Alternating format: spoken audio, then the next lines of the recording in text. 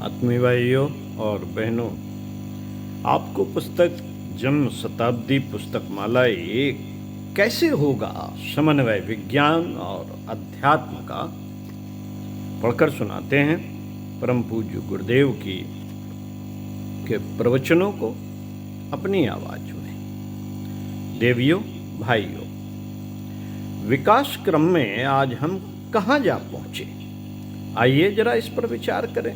विज्ञान के इस युग में आज से 500 वर्ष पूर्व का व्यक्ति यदि कहीं हो और वह आकर हमारी इस दुनिया को देखे तो कहेगा, यह कितने अचंभे की दुनिया है, यह भूत प्रेत की दुनिया है। यदि वह सड़कों पर रेल पटरियों पर जाएगा तो वहां से भाग खड़ा होगा। क्यों? क्योंकि लोहे की पटरियों पर भागने वाली रेलगाड़ियों और आसमान में उड़ने वाली हवाई जहाज पुराने जमाने के लोगों के लिए अचंभे की बातें थीं। दिल्ली से बोलने वाला व्यक्ति इंदौर में बैठे हुए व्यक्ति को ऐसे बातें करता है जैसे वह सामने ही बैठा हो। आज के इस विज्ञान की प्रगति के क्या कहने, उसने टेलीविजन से लेकर न जाने क्या क्या बना लिया है। एक जमाना था जब तीर कमान से लड़ाइयाँ लड़ी जाती थी और जब आदमियों के शरीर में तीर चुभ जाता था तो उसे निकालने के लिए घोड़ों की पूंछ से रस्सी बांध दी जाती थी और घोड़े को भगा दिया जाता था। तब कहीं जाकर तीर बड़ी मुश्किल से शरीर से बाहर निकलता था। व्यक्ति बच गया तो बच गया, मर गया तो मर गया। पुराना जमाना था। आज मेडिकल साइंस ने सबसे सर्जरी के साइंस में न जाने क्या से क्या चमत्कार दिखा दिए। शरीर के भीतर की चीजें दिखाने से लेकर निकाल बाहर आने तक के कितने चमत्कार विज्ञान ने कर दिखाए हैं। वह मनुष्य की बुद्धि का चमत्कार है, विज्ञान का चमत्कार है। यह हमारा जमाना वैज्ञानिक चमत्कारों का जमाना है। साथियों, पिछली शताब्दी के मनुष्य ने जो प्रगति की और जो विकास किया उसकी तुलना में आज की दुनिया कुछ मायने में बहुत आगे है। संसार के बारे में कहा जाता है कि इसको बने हुए 10 लाख वर्ष हो गए। इन 10 लाख वर्षों में ऐसा वक्त कभी नहीं आया जैसा कि आज हमारे और आपके सामने सुख और सुविधाओं से भरा हुआ है। टेक्नोलॉजी और बौद्धिक दृष्टि से हमारा युग और समय कितना प्रगतिशील और समृद्धशाली है पता ही नहीं चलता। कहाँ नहीं जा सकता, कितना समृद्धशाली है। पिछले दिन प्रगति के दिन तो नहीं थे, अवसाद के दिन थे, लेकिन गिरावट के दिन तो नहीं ही थे। गिरावट के दिन नहीं थे साथियों। मनुष्य इतना नीचे कभी भी गिरा नहीं था जितना कि आज गिरता हुआ चला जा रहा है। शरीर की दृष्टि से इतना खोखला वह कभी नहीं हुआ जितना कि आज हो गया है।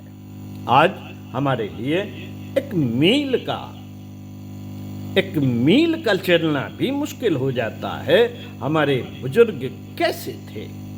मैंने अपने नाना जी को आंख से देखा था जब वे 40 मील तक सफर करते थे और पूर्णमासी के दिन गंगा जी नहाने जाया करते थे। हमारे नाना जी सवेरे सफर करने के लिए निकलते थे और रात में ही गंगा जी जा पहुंचते थे। सवेरे स्नान किया और वहां से रवाना होकर 40 मील दूर शाम को घर आ जाते थे। 80 मील का 2 दिन का यह सफर आज हमारे लिए मुश्किल है। आज हम नहीं चल सकते। शारीरिक दृष्टि से हम दुर्बल होते हुए चले गए। दाम्पत्य जीवन जिसमें कि सुख और सौभाग्य की गरिमाएं रहती थीं और संतोष की धाराएं बहती थीं, जहां राम और सीता हुआ करते थे, जहां एक दूसरे के प्रति निष्ठा और विश्वास का क्या कहना। रामायण में एक प्रसंग आता है जब लव कुश ने देखा कि हनुमान जी और लक्ष्मण जी अश्वमेध के घोड़े के लिए चले जा रहे हैं, तो उन्होंने पूछा, आप लोग कौन हैं? आप लोग कौन हैं? उत्तर मिला, मैं लक्ष्मण हूं और मैं हनुमान हूं। उन्होंने कहा, आप वही लोग हैं जिन्होंने हमारी मां को जंगल में जनमानस में अकेला और असहाय छोड़ दिया था। लक्ष्मण ने आंखें नीची कर ली। बच्चों ने कहा, अच्छा तो अब हम आपको मजाक खाते हैं। बस लव कुश ने हनुमान जी को पकड़ लिया और उनकी पूंछ पेड़ से बांध दी। लक्ष्मण जी को भी पकड़ा और एक रस्सी से पेड़ से बांध दिया और माँ के पास गए। माँ से कहा, माँ, यही वे आदमी हैं जिन्होंने आपको जंगल में अकेला छोड़ दिया था। माँ, हम इनको अब मजा चखाते हैं। माँ ने कहा, नहीं बच्चों, ये तुम्हारे पिता के भाई हैं और तुम्हारे पिता के प्रति मेरी कितनी गहन निष्ठा है तुम नहीं जानते। मुझे वनवास में किस लिए छोड़ा गया? संसार के इतिहास में दाम्पत्य जीवन के आदर्श उपस्थित करने के लिए। तुम्हारे लिए यह मुनासिब नहीं कि अपने बुजुर्गों का अपमान करो। इनको छोड़ देना चाहिए। राम ने जब मुझे वनवास भेजा था, तब भी उनका मन मेरा जीवन, मेरा स्वरूप और मेरे आदर्श विश्व के सामने एक अभूतपूर्व उदाहरण रखने का था। उन्होंने कष्ट उठाया तो क्या? उन्होंने कष्ट उठाए तो क्या, पर पुराने जमाने के दाम्पत्य जीवन की आज के हमारे दाम्पत्य जीवन से तुलना नहीं की जा सकती, नहीं हो सकती साथियों।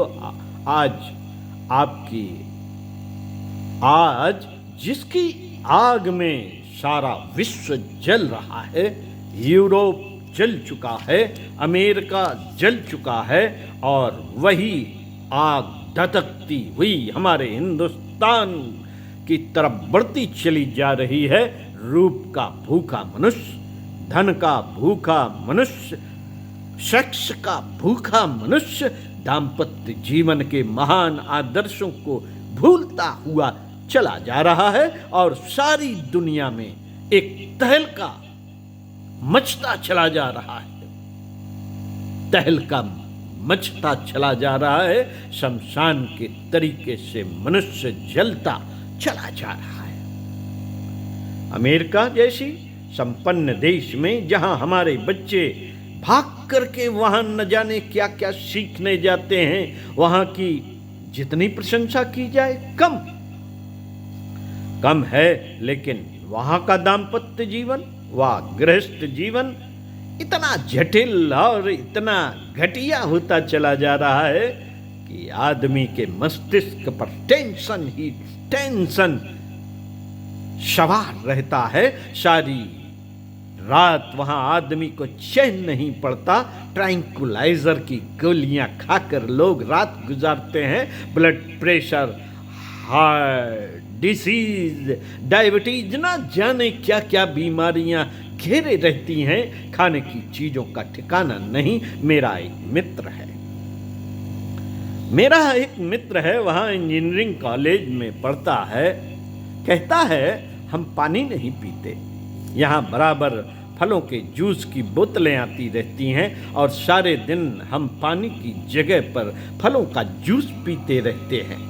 पहले आदमी सूखी रोटी खा करके सुख चैन की सांस लिया करता था और विश्वास दिलाया करता था कि हम सुखी लोगों में से हैं। हमारे बच्चे अभिभावकों के प्रति जैसे निष्ठावान होने चाहिए थे, नहीं है।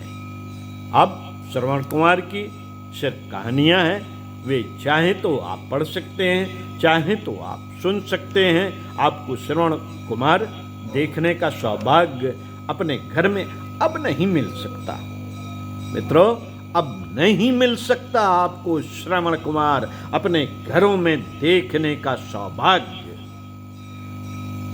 आपको रामायण काल की कहानी किताबों में पढ़नी चाहिए, पर आपको यह उम्मीद नहीं रखनी चाहिए कि आपके घर में बच्चे राम और सीता जैसे हों। पिता का मन संदेश से भरा हुआ पड़ा है, संदेश से भरा हुआ पड़ा है कि हमारे 5 बच्चे हैं, लेकिन बड़े होने पर न जाने क्या होगा। हमारा सामाजिक जीवन, राष्ट्रीय जीवन, हमारा आर्थिक जीवन कितना जटिल और कितना जकड़ा हुआ बनता चला जा रहा है। विज्ञान की प्रगति के बावजूद, धन की प्रगति के बावजूद इंसान के लिए एक अजीब समस्या उत्पन्न होती चली जा रही है। इसे आपको समझना चाहिए, समझना चाहिए, इस पर विचार करना पड़ेगा, इस पर विचार करना पड़ेगा कि ऐसा आखिर क्यों है।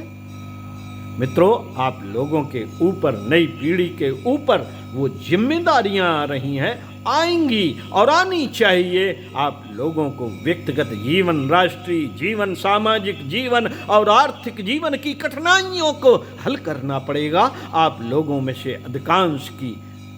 अधिकांश को वह रोल अदा करना पड़ेगा जो कि राष्ट्रीय जीवन और व्यक्तिगत जीवन को विकसित करने के लिए किया जाना चाहिए। जिम्मेदारियां अपनी जगह पर रहेंगी और इसके लिए श्रम बहुत करना पड़ेगा। आज राष्ट्र के सामने, व्यक्ति के सामने अनेकानेक समस्याएं हैं जो यह कहती हैं कि हमको हल किया जाए। किस तरीके से हल किया जाए, मैं आपको एक छोटा सा फार्मूला देकर जाना चाहता हूं। एक छोटा सा फार्मूला देकर जाना चाहता हूं। आप लोगों में से किसी आदमी को, खास तौर से विद्यार्थियों को, अगले दिनों कुछ जिम्मेदारियों के वजन अपने कंधों पर उठाने पड़ेंगे और आप लोगों को वे काम करने पड़ेंगे जो कि राष्ट्र निर्माताओं को करने पड़े हैं। तब आपको किस आधार पर व्यक्ति का निर्माण, समाज का निर्माण, राष्ट्र का निर्माण और आज की उलझी हुई समस्याओं को हल करने के लिए क्या करना होगा, इसके लिए एक फार्मूला यह है कि व्यक्ति को अपने अंतःकरण में प्रवेश करना पड़ेगा, समस्याओं के हल बाहर नहीं। साथियों, समस्याओं के हल बाहर नहीं है समस्याओं के हल। समस्याएं बाहर से पैदा नहीं होती, समस्याओं के हल बाहर नहीं बल्कि भीतर तलाश करने पड़ेंगे। समस्याएं बाहर से पैदा नहीं होती, समस्याएं भीतर की हैं और बाहर दिखाई पड़ती हैं। आदमी अपने भीतर से समस्याएं पैदा करता है और बाहरी जीवन में से केवल प्रस्तुत हो जाती हैं। मेरे भीतर एक रूह काम करती है, वही काम कर रही है, भाषण वही दे रही है, पुस्तकें उसी ने लिखी हैं, समाज के नवनिर्माण के ख्वाब उसी ने देखे हैं। बाहर जो भी क्रियाकलाप आप देखते हैं वह बाहर के नहीं है, मेरे भीतर के अंतरंग चेतना के हैं। समस्याओं के बारे में भी यही बात है। बीमारियां भी बाहर से दिखाई पड़ती हैं, बुखार बाहर से आया मालूम पड़ता है, खांसी बाहर से खांसने में दिखाई पड़ती है, पर वस्तुतः वह भीतर से पैदा होती है, भीतर से पैदा होती है। समस्याएं वे उलझने हैं जिन्होंने हमारे राष्ट्र के, समाज को, व्यक्ति को और सारे विश्व को पकड़ रखा है। वे हमारे भीतर से पैदा हुई हैं। मैं आपसे एक निवेदन करना चाहता हूं कि जब आपको इनके समाधान ढूंढने पड़े तो सिर्फ आपको बाहर की ओर ही नहीं, भीतर की ओर भी गौर करना चाहिए। गौर करना चाहिए कि मनुष्य का व्यक्तित्व और समाज का अंतरंग कहीं गड़बड़ तो नहीं हो गया, कहीं गड़बड़ तो नहीं हो गया। यदि गड़बड़ हो तो उसे सुधारने की कोशिश करनी चाहिए समाज की और व्यक्ति की उलझी हुई समस्याओं को हल करने के लिए बाहरी उपचार करना ही काफी नहीं है, इलाज की सामग्री ढूंढी जानी चाहिए।